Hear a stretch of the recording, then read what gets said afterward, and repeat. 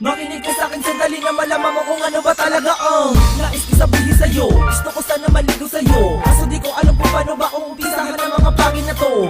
Kasi baka naman ako mapahiya kapag minadali ang mga binabala ko na pamawala sa'yo. Baka lang masawi, halika na, handa na ang banda. Tumungo ka na sa bintana, habang hawak ko may gitara. Tingkado na boses sa mga rana. Ako may bibirit, wala sisingin, habang hawak ko ang mikropono. Kung di mo ko marinig at di ka bumilibiyang ako ang telepono. Ako'y nasa linya, makinig sa'kin bago ibaba nais magpakilala. Ako pala si Abadonis, ang tunay na pinagpala. Dahil nakita ko na ang sagot sa aking mga katanungan. Higit pa sa di ko makitang iyong tanay na kagandahan. Para bang isang diwata, ikaw ang kulay sa aking talata. Ikaw ang salita na di ko matipas sa bawat tugma na kabanata. Ano mo ay anghel, isa kaliwanag sa landas na madidimi. Yung binalik sa may pastulan na naligaw na ko makikinig sa lamang. Ikaw, walang iba ang siyang nagbibigay sa akin ng sigla.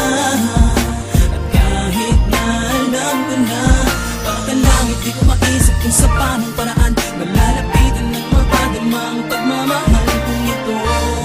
Sana'y malaman mo ang suyo kong ito ay totoo. Pinipilit kita na maabot ang itato pa man ang ating pagitan. Pinipilit kong gumawa ng liham kahit ang sulat ko ay may kapangitan. Pinipilit ko na makarating at maiparating sa iyo ang balita. Ano man ang pinito, anong saysay kung di mo nakita. Nililigaw ako sa iyo kahit medyo halata na may bola. Sinusuyo kita gamit ang salita na makulay na parang krayola. Ginagawa ko ang lahat para lang maiparating sa iyo na ang buong pagkatao ko at puso ko'y sa'yo na. Kaya tayo na sa inyong bahay. Ako ay akit ng ligaw. Alam ko naman na batid mo na, pero ang gusto ko'y malinaw. Gusto ko ay legal, hindi sa kanto tayo magkikita. Kung sa tingin mo ay masama ang intensyon ko na kung mali ka, mali sa aking hangarin na parang sariwang hangin. Kung ako ay papalarin na ika'y mapa sa akin ay lahat ang iyong magustuhan ko sa loob ng sasakyan. Walang daing na maririnig, hindi kita sasakyan. Pangako Ikaw, walang iba ang siyang nagbibigay sa akin ng sigla.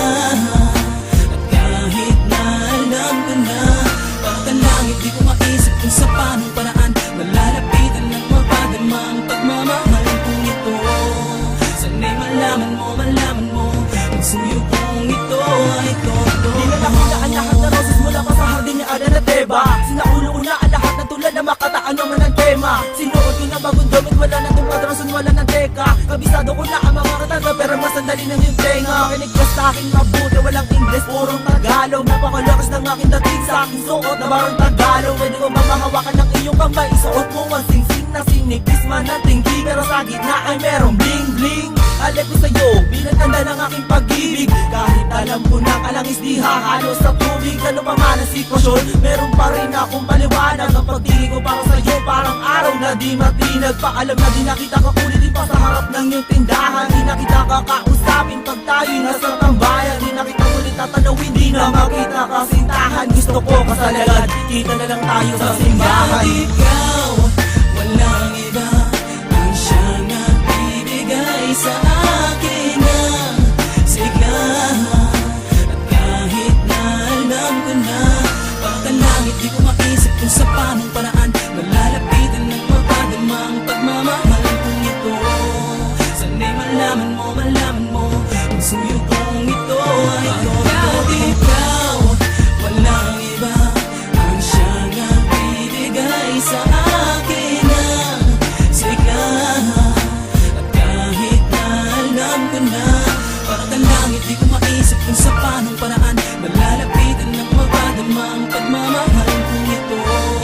Sana'y malaman mo ang suyo kong ito ay totoo. Ikaw, walang iba ang siyang nagbibigay sa akin ng sigla. At kahit na alam ko na baka langit, di ko maisip kung sa paanong paraan malalapitan ng mapadama ang pagmamahal